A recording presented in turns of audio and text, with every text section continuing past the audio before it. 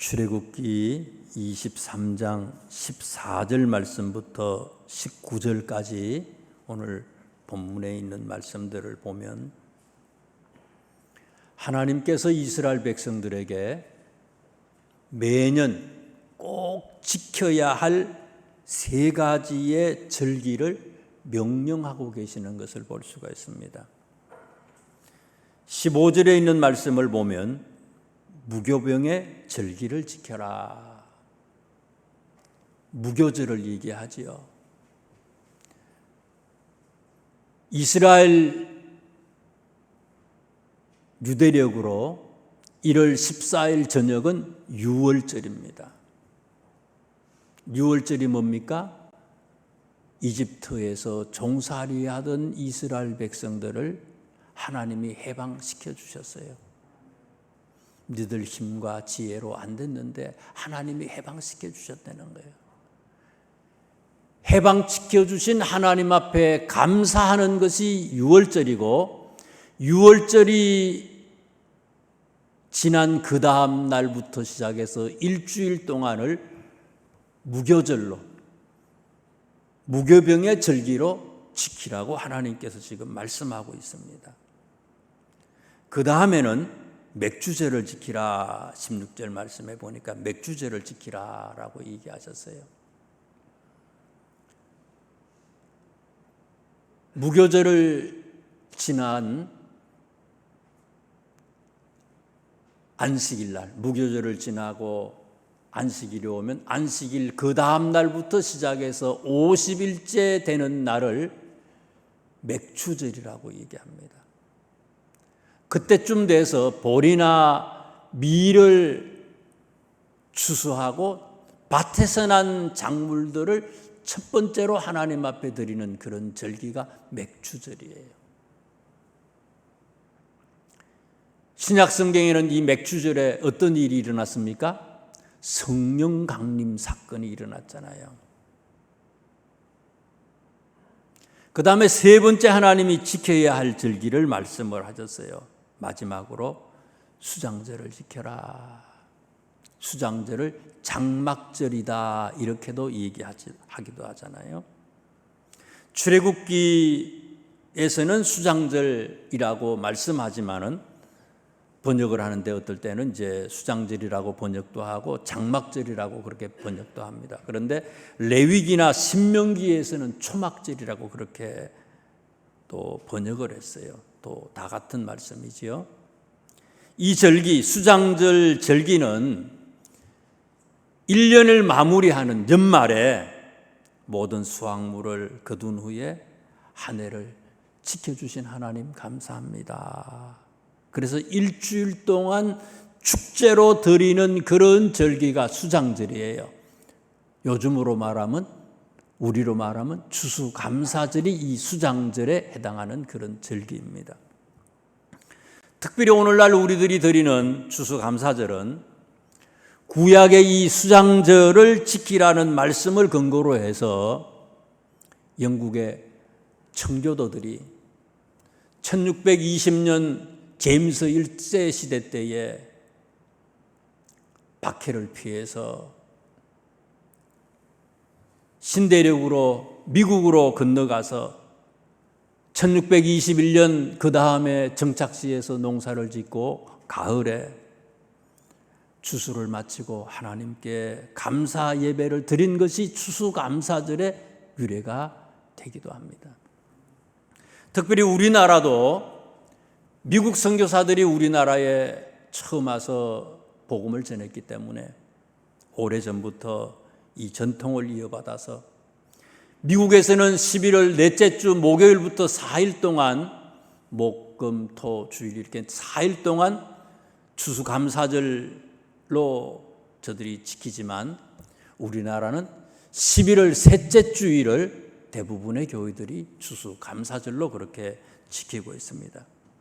저는 오늘 추수감사절을 맞이해서 성경과 청교도들이 드렸던 진정한 추수감사의 의미를 우리 성도님들과 함께 다시 살펴보려고 합니다.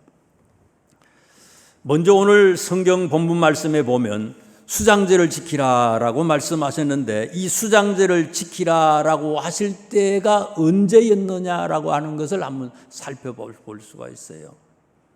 19장에 있는 말씀을 한번 보세요. 19장 앞장 앞에 19장을 한번 보세요.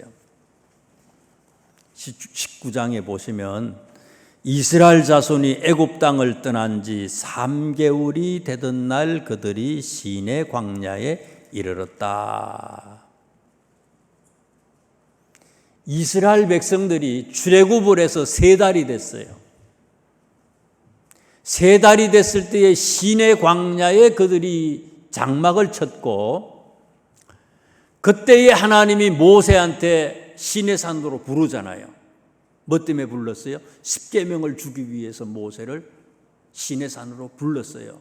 그래서 하나님께서 모세에게 십계명을 주시고 십계명과 동시에 지켜야 할 여러 절기들과 법들을 지금 얘기하는 거예요. 출애굽한 지 3달이 됐다는 거예요. 이스라엘 백성들이 가나안에 언제 들어갑니까? 앞으로도 몇 년이 있어야 돼요? 앞으로도 40년이 더 있어야 돼요. 아직 이 사람들은 농사를 짓고 있지 않아요. 땅도 없어요. 아무것도 없어요. 땅이 뭐예요? 내일이 어떻게 될지 생사를 계속해서 염려하고 근심할 수밖에 없는 그런 처지예요. 먹을 것도 없고 입을 것도 없고 마실 것도 없고 아무것도 없는 빈털터리예요. 그런데 하나님께서 이런 이스라엘 백성들에게 맥주절을 지키라고 얘기하시고 수장절을 지키라고 얘기를 해요. 전혀 이 사람들하고는 상관없는 얘기예요. 땅이 어디 있어요? 농사를 안 짓잖아요. 40년 뒤에나 있어야 할 것을 미리 하나님께서 이들에게 말씀을 하셨어요. 왜요? 이유가 뭡니까? 하나님은 이들에게요, 앞으로 분명히 주시겠다고 하는 약속을 하셨어요. 분명히 주시겠다고. 분명히 주셨는데 이 수장절에 대한 하나님이 주셨기 때문에 이 수장절에 대해서 추수감사절에 대해서 꿈을 가지고 너희들이 기도하고 희망을 잃지 말고 살라고 하는 그런 말씀이에요. 사실은 하나님께서 이 사람들이 40년 시간이 지나갔지만은 하나님께서는 이 사람들에게요, 금방 주시려고 생각을 했어요. 가나안까지 며칠이면 갈 수 있는 길이에요. 일주일, 10일이면 갈 수도 있어요. 그런데 못 가잖아요. 뭐 때문에 못 가요? 믿음이 없어서 못 간 거 아닙니까? 12정탐꾼이 갔다 와가지고 보고할 때에 안 된다고 얘기하잖아요. 할 수 없다고 얘기하잖아요. 원망하고 불평하잖아요. 하나님은 우리에게 주셨어요. 할 수 있도록 주셨어요. 보여주셨어요. 명령하셨어요. 꿈을 꾸라고 얘기하는데 우리가 믿음이 없어서 그것을 성취하지 못하고 계속 미룬 거 아닙니까? 40년이나 걸린 거예요. 사실은 이게요. 창세기 48장 4절에서 5절까지 말씀해 보면 야곱이가 요셉과 요셉의 아들 2명한테 에브라임과 므낫세한테 축복하는 얘기가 나와요. 할아버지 야곱이 손자들에게 축복하는 얘기가 나와요. 유언하면서 12명의 아들이 있잖아요. 야곱이한테. 요셉한테는 다른 아들보다도 갑절의 축복을 더 줬어요. 왜요? 요셉에는요, 꿈을 꾸는 사람이라고 성경은 얘기하고 있어요. 꿈을 꾸는 사람, 미래에 대해서 당장은 지금은 힘들고 어렵지만은 지금을 보는 게 아니라 현재를 보는 게 아니라 먼 미래를 보고 하나님이 주신다고 약속했잖아요. 히브리서 기자가 얘기하잖아요. 히브리서 11장에 하나님은 어떤 하나님이라고요? 구하는 자들에게, 믿음으로 구하는 자들에게 분명히 상을 주시는 하나님이라고 얘기하고 있어요. 꿈꾸는 요셉이에게 갑절의 축복을 주셨듯이 우리의 환경이, 우리의 상황이 아무리 힘들고 어려워도 현재를 보지 말고 앞으로 주실 하나님의 축복을 기대하면서 감사하면서 범사에 감사하면서 그렇게 살아가려는 거예요. 청교도들이 102명이 영국에서 미국으로 건너갔습니다. 65일의 항해를 했대요. 도착을 해서 풍토병으로 또 식량 부족으로 악천후로 1년이 되기 전에 44명이 죽었대요. 44명이. 102명 중에 43%가 죽었어요. 한 반이 죽은 거예요.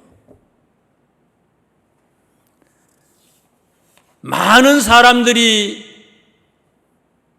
어려움을 당하고 고통을 당했지만 그 사람들은 그 다음에 추수하고 가을에 하나님께 감사 예배를 드린 거예요. 고통 중에 드린 거예요. 시편 81편 10절 말씀에 내 입을 크게 열라 내가 채우리라 하나님은 말씀하셨어요. 어떤 꿈을 꾸느냐? 우리의 입을 여는 자들에게, 꿈꾸고 입을 열고 기대하고 사모하고 기도하는 자에게 그 기도의 제목대로 하나님은 이루게 해주신다는 얘기입니다. 힘들고 어렵게 시작했던 미국이 어떻게 됐습니까? 그 청교도들의 후손이 오늘날 세계 최강의 나라가 되지 않았습니까? 꿈꾸고 기도한 거예요. 힘들고 어렵지만은 감사하고 감사했더니 하나님은 최고로 세워주셨다는 거예요. 그 다음에 추수감사절에 좀 특이한 게 있어요. 축제 기간 중에 이 사람들이요, 인디언들을 초청을 했다는 거예요. 어떨 때는 생존을 위해서 목숨을 걸고 싸워야 했던 그런 사이였어요. 그런데 그들을 초청했어요. 추수감사절 하면 제일 생각나는 음식이 뭐예요? 미국 사람들 땡스기빙 데이, 이 추수감사절 기간에 먹는 음식, 제일 대표적인 음식이 뭐예요? 칠면조 아니에요. 칠면조가 거기서 나왔다는 거예요.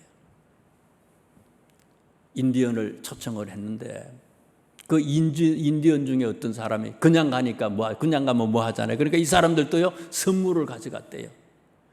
선물을 가져가기 위해서요, 사냥을 했는데, 이 인디언이 사냥을 했는데 사냥하다가 야생 칠면조를 잡아서 가져왔대요. 그래서 이 야생 칠면조를 이 추수감사절을 지내는 청교도들한테 가져왔는데 그것을 가지고 함께 먹으면서 그게 유래가 돼서 추수감사절에는 칠면조 먹는 그런 유래가 생기게 됐다는 거예요. 창세기 18장 말씀에 보면, 창세기 18장에 하나님이 아브라함에게 두 가지의 큰 약속을 하는 그런 얘기가 나와요. 축복하면서 약속하는 얘기가 나와요. 하나는 뭔가 하면요, 99살 할아버지 아브라함한테 하나님이요, 내년에 아들을 주실 거래요.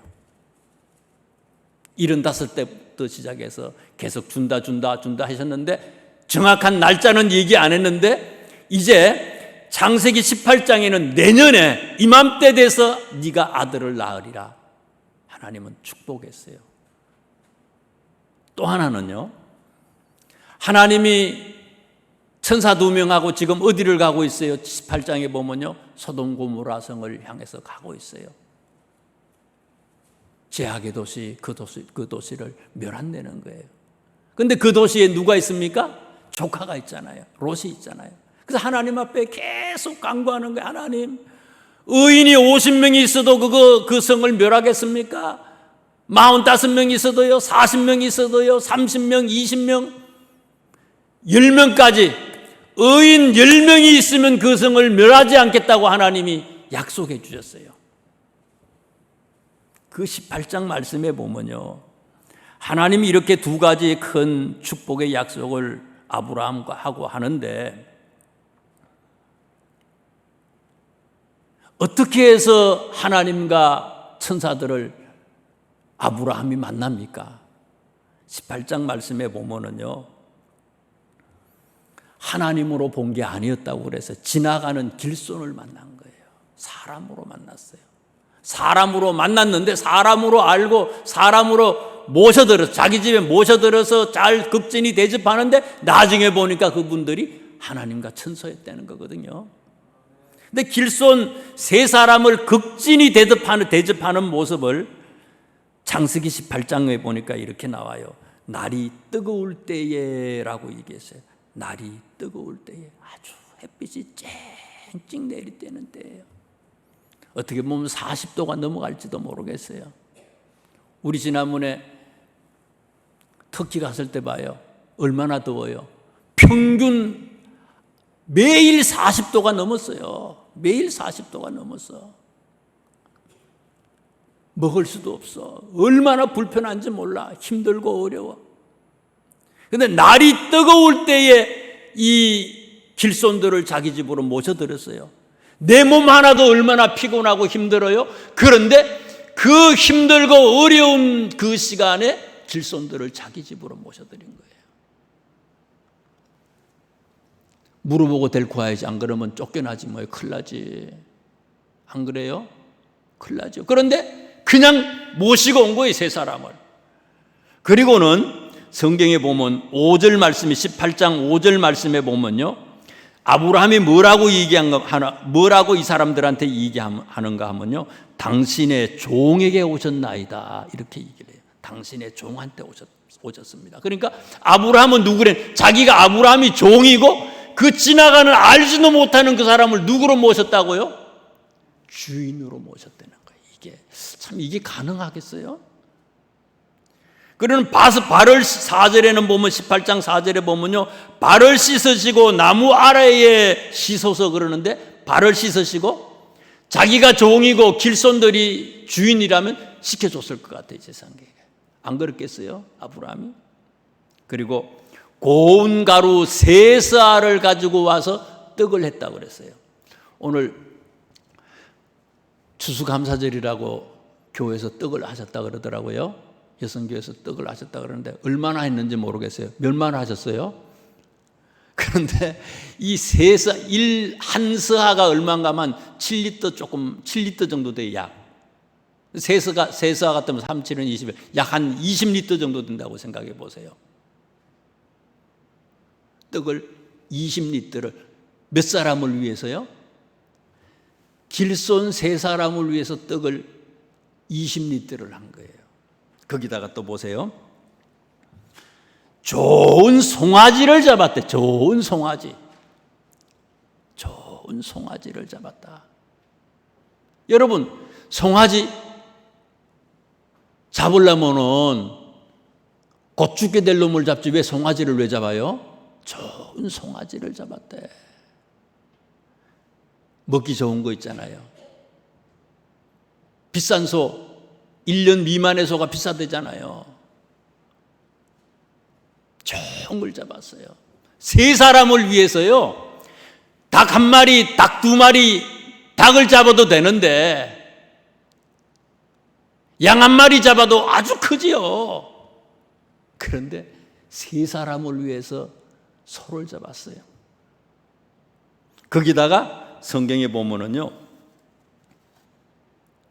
젖과 우유로 대접했다 그래서 젖과 우유. 여러분들 어릴 때에 우유 먹고 자라신 분 있어요? 우유 드셔보셨어요? 하기야 요새는 우리 예언이를 거기 갖다 자기 우유 먹었다는 거예요. 저희 때는요, 우유 같은 거 없어요. 어디 우유가 있어요? 근데 저는 우유 조금 먹었어요. 염소젓 있잖아요, 그거. 우리 장로님네 집에 저 혼자만 먹어. 염소젓 조금 먹었어요. 양유. 젖과 우유를 대접하는데요, 여기서 젖과 여기 우리 지금 성경에는 젖과 우유라 그러는데 과거 성경에는 젖을 뭐라고 번역했는가? 버터라고 그랬어요. 버터하고 우유로 대접했다.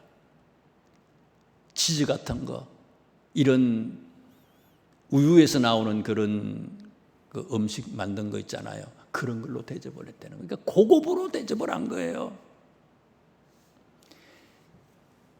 길손, 알지 못하는 길손을 이렇게 극진히 대접하다가 하나님을 만났다는 거예요. 골로새서 4장 23절 말씀에 보면 바울 선생님이 뭐라고 얘기하는가 하면요, 우리 나 말고 다른 사람을 뭐라고 어떻게 대하라고 얘기했어요? 우리가 새벽기도 지난 주간에 우리가 성경을 통해서 묵상했잖아요. 나 위에 모든 사람을 주께 대하듯 하세요. 그렇게 얘기했어요. 아내를 뭐라고요? 주님처럼 생각하라는 거예요. 남편을 뭐로 생각하라고요? 예수님처럼 생각하라는 거예요. 내 자녀들을 어떻게 생각하라고요? 우리 자녀가 내 아들, 내 딸이 아니라 예수님이라고 생각하라는 거예요. 우리 부모님을 부모님이 아니라 예수님으로 생각하라는 거예요.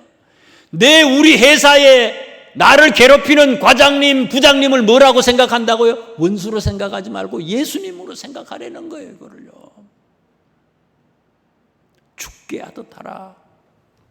마태복음 22장 37절 39절 말씀에 보면 예수님은요, 율법 중에 가장 큰 계명 2가지를 우리한테 말씀해 주셨어요. 가장 큰 계명이 뭐냐? 첫째는 하나님을 사랑하는 거다. 주 너희 하나님을 사랑하라. 또 하나는 뭐라고요? 내 이웃을 내 자신, 내 몸과 같이 사랑하라. 내 마음을 다하고 목숨을 다하고 뜻을 다하여 주 너희 하나님을 사랑하는 것이 첫째고, 그 다음에는 내 이웃을 내 자신같이 사랑하라. 이렇게 말씀을 하셨어요. 예수님이 늘 애타하신 것이 뭡니까? 열매는 없고 입만 무성한 그런 우리들의 모습을 보고 늘 애통해 하셨어요. 열매가 뭡니까? 이 2가지가, 예수님이 얘기하신 이 2가지, 하나님을 사랑하고 이웃을 사랑하는 거, 이게 열매가 아니겠습니까? 특별히 하나님을 사랑한다는 거는 이웃을 사랑하는 거예요. 내 몸처럼 사랑하는 거예요. 죽게 대하듯 그렇게 사랑하는 거예요. 아브라함이 길손을 대하듯이 이웃을 그렇게 사랑하려는 거예요. 추수감사절에 우리가 뭐를 드리는가? 뭐를 드려야 할까? 우리의 열매는 뭐냐? 우리의 수확물이 뭐냐? 오늘 이 아침에 장식 멋지게 해놨잖아요. 1년 동안 우리가 거둬들인 거, 그것으로 하나님 앞에 영광을 돌리냐, 추수감사하냐, 그런 것도 중요하지만 그거보다 더 중요한 게 있다는 거예요. 진짜 우리의 열매가 뭐예요? 우리가 드려야 할 추수가 뭡니까?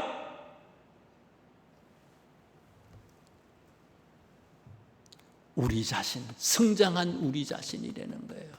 나 자신, 우리 한 사람 한 사람, 연걸지 않는 입만 무성한 우리가 아니라 작년보다는 올해보다는 내일 계속해서 자라나는 우리의 영적인 열매를, 우리의 열매를 하나님 앞에 드리는 것이 진짜 추수감사의 예물이라는 얘기입니다. 최고의 예물은 내 이웃을 내 몸과 같이 사랑할 수 있는 그런 열매로 우리가 성장하는 것이라는 거예요.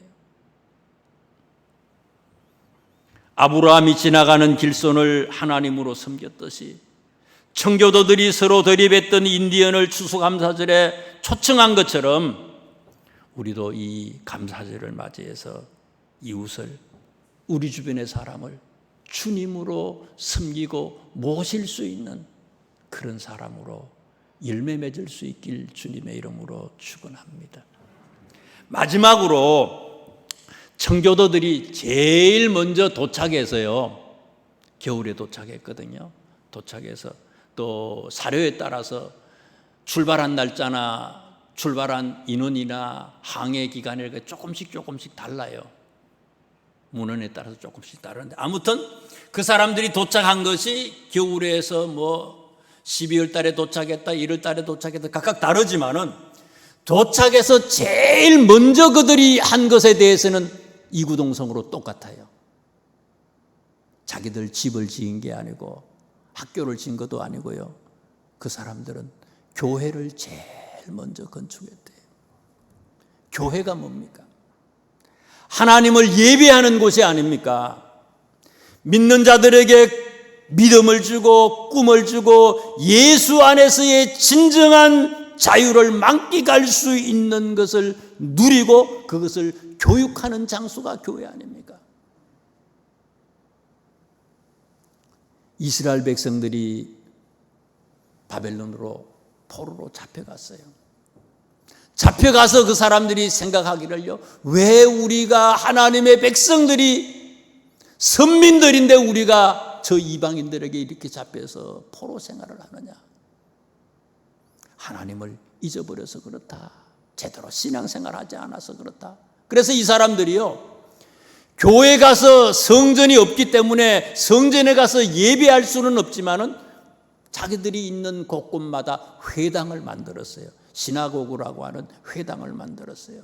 회당을 만들어서 하나님에 대한 교육을 시킵니다. 특별히 자녀들에게 하나님 교육을 시켰어요. 모세가 뭐라고 유언을 남겼습니까? 모세의 창세기, 출애굽기, 레위기, 민수기, 신명기 중에서 모세의 유언은 신명기예요. 신명기의 핵심은 뭡니까? 교육하려는 거예요.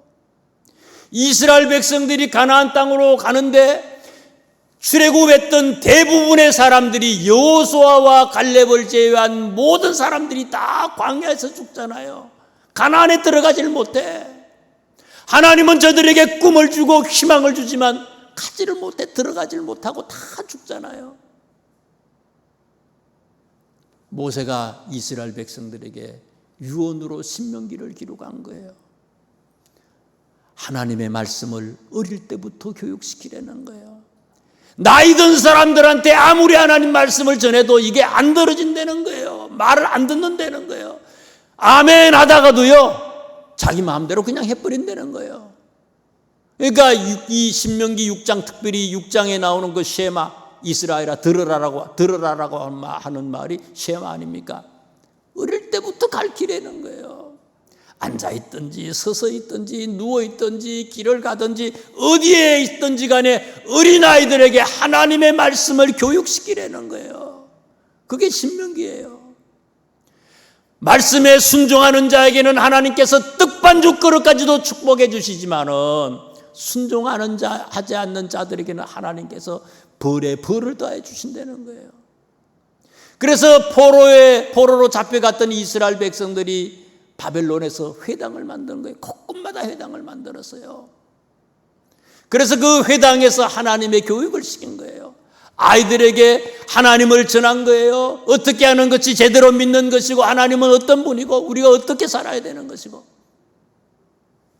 그 사람들이 해방돼서 바벨론에서 시온으로 돌아왔을 때에, 예루살렘에 돌아왔을 때에 제일 먼저 에스라서에도 보면은요, 그 사람들이 돌아와서 제일 먼저 한 게 뭡니까?